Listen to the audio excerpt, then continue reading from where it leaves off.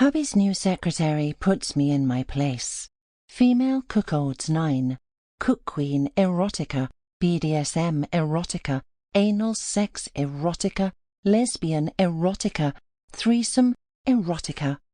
Written by Connie Cuckquean. Narrated by Sallybeth.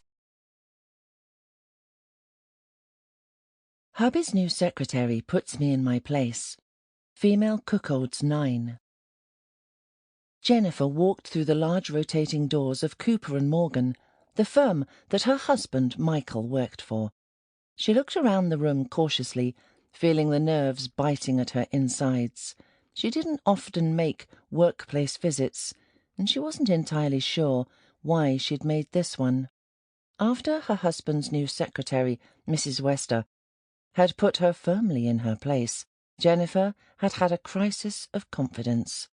Today's visit was in defiance of that, but she couldn't be sure that it would work. She had found surrendering to Mrs. Wester almost liberating, but the aftermath of jealous guilt and shame was taking its toll. "I'm here for Michael Richards. He knows I'm coming," Jennifer told the receptionist. "Bear with me 1 second," said the lady behind the desk.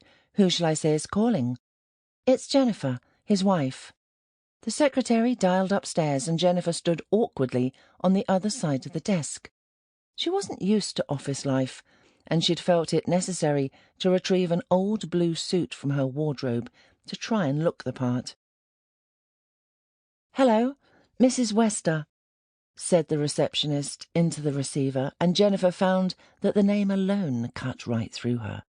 She leaned in subtly and ran her nail along the edge of the receptionist's tall desk, hoping to listen.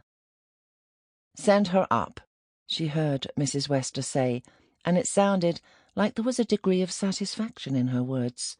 She had already begun to order Jennifer around once more. "Go on up," said the receptionist.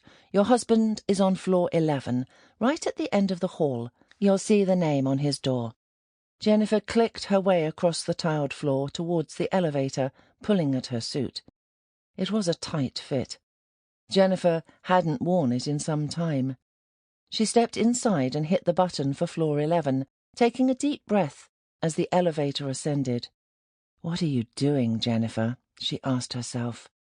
The elevator doors binged open, and Jennifer stared down the long corridor at the wooden door at the end. The nameplate glinted, but she couldn't read it from here. She walked the carpeted hallway and noted how some of the offices on either side had walls of glass. Sample complete. Ready to continue?